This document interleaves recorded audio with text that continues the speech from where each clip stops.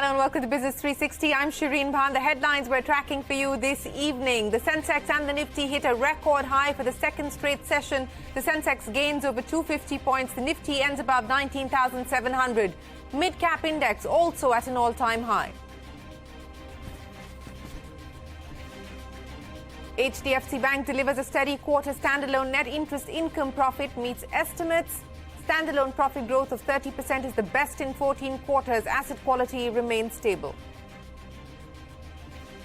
Nirmala Sitharaman holds bilateral talks with U.S. Treasury Secretary Janet Yellen on the sidelines of the G20 finance ministers meet. The two leaders discuss issues ranging from climate action to cryptocurrencies to digital public infra. There's a lot of work to be done to make it attractive for them to come here. And that's one of the reasons why we've created this private sector investment lab. The world economy requires coordination, so policy actions taken in different countries align. And this is what we are achieving here. New president of the World Bank, Ajay Banga, says private investment is flowing more into developed economies, adds emerging markets need to do a lot more work to make themselves attractive. IMF chief Kristalina Georgieva calls on the world to align its policy actions at the G20 Finance Ministers Summit. The board of Zee Entertainment constitutes an interim committee of senior executives to run operations after Sebi barred Puneet Goenka and Subhash Chandra from holding key managerial positions in listed companies. Both promoters have one more week to present their case before Sebi whole-time members. The sentiment across India's manufacturing sector remains positive. 57% expect higher level of production in Q1, according to a FICCI survey. Only 28% expect higher exports amidst global headwinds. The survey calls for easier credit access to small and medium enterprises. The global CEO of Alstom says India has been a fantastic growth story for the company and the turnover has grown 40% this year. Also adds that Alstom is in conversation with the railways to finalize a new contract for the Vande Bharat project. China's economy expands 6.3% in Q2, falling short of market expectations. A slowdown in exports and declining property prices hurt consumer confidence. Unemployment rate hits an all-time high of more than 21%. Two people killed after an explosion on the bridge linking mainland Russia to Crimea. Both Kremlin and the Kyiv blame each other. Russia pulls out of a UN brokered deal to allow export of Ukrainian grains via the BlackSea ports. The agreement was to expire today. 20-year-old Carlos Alcaraz defeats defending champion Novak Djokovic in a marathon battle to win his maiden Wimbledon title and the second Grand Slam of his career. Alcaraz is the third youngest man after Bjorn Borg and Boris Becker to win the tournament. Well, let's go straight to the day's market action. The Lal Street scaling new peaks for the second consecutive session. The Sensex and the Nifty gained close to 1%, with the Nifty breaking above the 19,700 mark. However, the mid-cap index underperformed the blue chips but gained 0.25%, still hitting record highs. Banks were the star performers today, with the Bank Nifty soaring 1.5%. The Nifty IT index hit a 52-week high, up for the third straight day. BSE company's market cap has hit a new record of 303 lakh crore rupees. On to the commodity market, where oil prices dip as Libya resumed production over the weekend. Weak economic growth from China in the second quarter has also weighed on prices. China's gross domestic product for the second quarter grew by 6.3% from a year ago, missing expectations. This on the back of weakening demand at home and abroad. Now, the government has reimposed the windfall tax on domestic crude oil production after a gap of 2 months. So the windfall tax was cut to zero from 4,100 rupees per tonne. That was in the month of May. The windfall tax stands at 1,600 rupees now. The special additional excise duty on the export of petrol, diesel and aviation turbine fuel remains unchanged. The big corporate story: the Zee Entertainment board has constituted an interim committee of senior executives to run operations. This comes days after Sebi barred Zee promoters Puneet Goenka and Subhash Chandra from holding key managerial positions in a listed company. Now, Zee shares ended the day 7% higher. Yash joins us with the details. Yash, what does this now mean for the company? Well, Shireen, very important development. The communication which has come from Zee Entertainment is that the board has constituted an interim committee of senior executives which will be looking after the functioning of Zee Entertainment. Also, what they've clarified is that this interim committee will be under the direct supervision of Zee Entertainment Board, and it will seek the board's guidance when it comes to day-to-day functioning of the company. Just to give context in terms of what was the requirement to form this interim committee, if you remember, market regulator Sebi had passed an interim order restraining Puneet Goenka, who's the current managing director of Zee Entertainment, from taking any directorship position in any listed entity, and hence his position of MD at Zee Entertainment came under question as far as that particular development is concerned. This Sebi order was challenged before Securities Appellate Tribunal, which on July 10th also refused to grant stay on market regulator Sebi order and sort of upheld that order, which means Puneet Goenka had to give up that directorship position from Zee Entertainment, which has come through as far as this communication from Zee Entertainment is concerned. Now, what's the way forward for Puneet Goenka as far as Sebi order and the SAT order is concerned? Puneet Goenka will have 2 weeks starting July 10th to represent his case before market regulator Sebi and try to convince them that the allegations which Sebi is levelled against him are not true and Sebi should vacate the order. Now, Sebi will get another week thereafter to sort of decide whether it wants to vacate that order or not. Now, importantly, what impact does it have on the merger arguments? Remember, NCLT, who's hearing the matter of merger between Zee Entertainment and Sony, has reserved its order. Zee Council has made it very clear that the merger process should go through irrespective of Puneet Goenka being the MD or not. So, of course, this won't have any direct bearing, but that order is also expected around the first week of August. So, interesting to see what comes first out of the two. All right, Yash, many thanks for joining us. And you can read the fine print of all of our top stories, specials and interviews on CNBC-TV18.com. The other story that we are tracking, Finance Minister Nirmala Sitharaman held bilateral talks with US Treasury Secretary Janet Yellen on the sidelines of the G20 Finance Minister meeting in Gandhinagar. The two leaders discussed issues ranging from climate change to cryptocurrency and digital public infra. The Finance Minister met Janet Yellen during a joint press conference as well, and both said that Prime Minister Modi's visit to the US has paved the way for new avenues of collaboration. Meanwhile, Secretary Yellen said America was helping India fast-track its energy transition. Our discussions highlight the commitment of India and the United States to actively further the G20 agenda, facilitating consensus to intractable issues associated with rising indebtedness of low and middle-income countries and harnessing opportunities presented by crypto assets and digital public infrastructure for financial inclusion. The United States and India are among the closest partners in the world.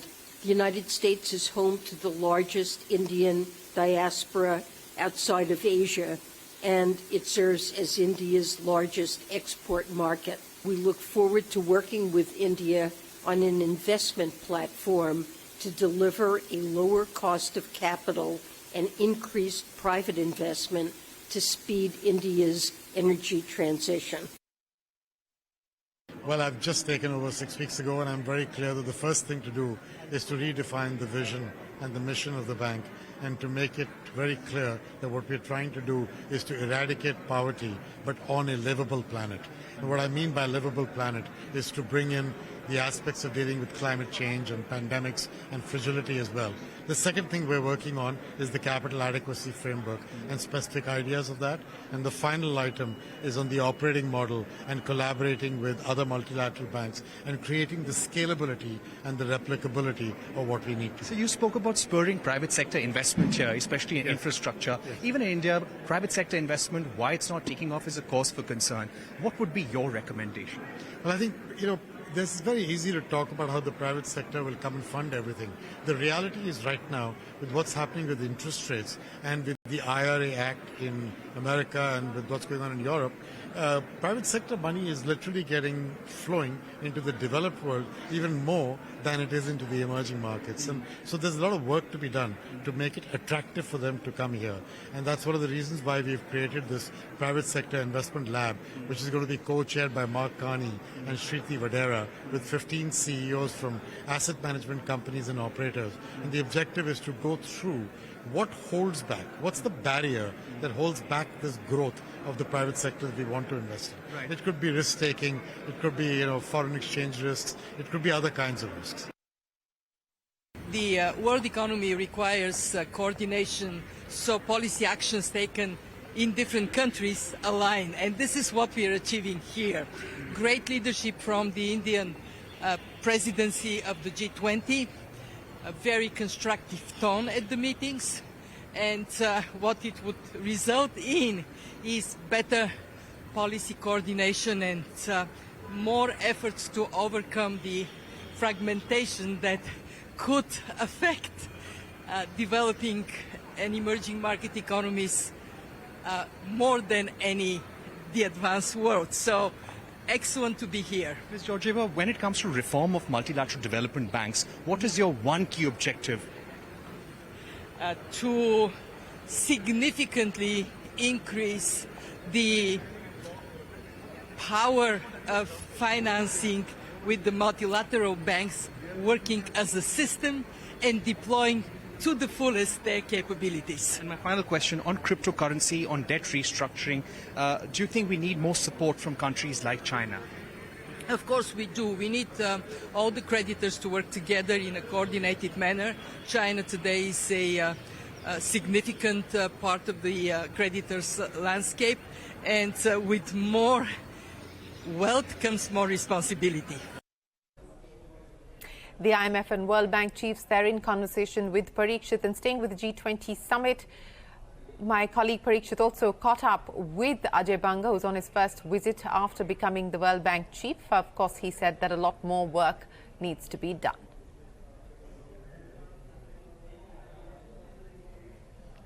Well, we will take a break, but coming up next, the global CEO of Alstom speaks with me. Back in 2 with that and more.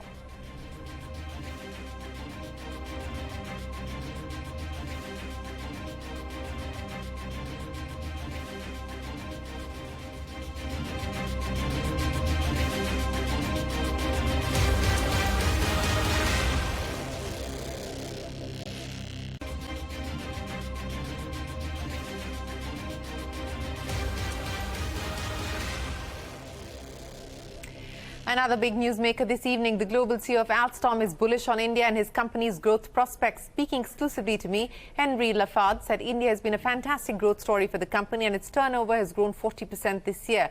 He also said the company is in talks with the Indian Railways to finalize a new contract for the Vande Bharat project. Take a look. India has been a fantastic growth story for us, both for the Indian market as well as for the export market. So yes, for the Indian market, we have the 2 or 3 main pillars. The first one being the urban market, where we have almost 50 cities with a metro project, and Alstom is involved in each and every metro project in all the cities in India, whether it is on rolling stock or signaling or infrastructure. So the urban market is buoyant. But the mainline market is extremely important now. Last year, I believe it was your fastest growing market. That's 2022. Does it continue to be your fastest growing market? Absolutely. I mean, our turnover in India has grown by more than 40% this year. Again, back on the local market, the Indian market, which is booming. But we are also exporting more and more. You know that we have more than 25% of all the engineering being done in Alstom, which has been done in India. And we are aiming at 33%. 1/3 of the entire engineering activities of Alstom will be done in India. We have also our main traction components, the traction boxes factory, which is in Coimbatore, which is 1/3 of the market. We have that in India again. So you know that India for Alstom is today the first country in terms of number of employees. So the growth is supported both by the Indian market, which is growing very fast, as well as from a growing portion of export markets as well. €1 billion in turnover from India, that was the target that was set for 2023. Do you believe you're on track to be able to achieve that? We have €4.2 billion of backlog to deliver. So yes, we are on track to this kind of numbers. Let's talk about the big opportunity that seems to be opening up, and that is the Vande Bharat opportunity. You've emerged as the lowest bidder, L1, as far as that over 30,000 crore rupee order is concerned. But there are reports suggesting that there is a renegotiation underway with the government of India. Can you shed some light on that for us? Well, first of all, let me outline how important is this contract. It's the first time that we will put in India an aluminium technology at large scale. So we are going to deploy this technology, which we don't yet have in India. We have stainless steel technology, but we have the aluminium now technology, which will allow us to implement a hub for the export, an aluminium hub for the global export. So it's an extremely important, of course, project for Indian teams. It's an extremely important project for Indian Railway. So I will not call it renegotiation, as always. We have conversation with Indian Railway to finalize the project, finalize the contract. As you can imagine, for such a large project, there are a lot of discussions, and we are discussing, and I'm very confident that we'll achieve these discussions. But part of the discussion is the ask from the Indian government to bring down the price even lower, because I believe that it was set at 151 crores per train set, which was 11% lower than the next bidder, which was your competitor Stadler. So what is the ask of the government as you conduct these conversations? Well, first of all, we believe that we made a very, very good price for these trains, of course, and you don't expect me to share with you all the day-to-day dialogue that we have. I mean, this is what I'm confident that we'll finalize the contract. Again, it is a fantastic project for Alstom, for the Indian Railway, and for the Make in India in general. But while you can't discuss the specifics of the contract or the price negotiations, what's the timeline by when you expect clarity on moving forward with this? As soon as possible. As soon as possible. And what will that eventually, if this gets done and whatever price it gets done at, what will that mean in terms of operationalization of this? And, what kind of investments will you need to make to be able to cater to this opportunity? So one thing which is important to know is that, again, this will be a new technology. So we are starting actually to invest in terms of capabilities, in terms of know-how. So in Bangalore, we have a large engineering team to design these trains. Part of the trains and the aluminium technology will be done as well in the state of Gujarat, so in Savli, in our factory of Savli, where we are going to manufacture the body shell, and within the sites of Indian Railway. So it's a several sites which will be involved, which will need heavy investment, both internally in Alstom and on the sites of Indian Railway. Well, that is the global CEO of Alstom in conversation with me. And you can catch that interview here on CNBC-TV18. And with that, it is time for us to wrap up this edition of Business 360. Thanks very much for watching. Do stay tuned. The news will continue here on CNBC-TV18.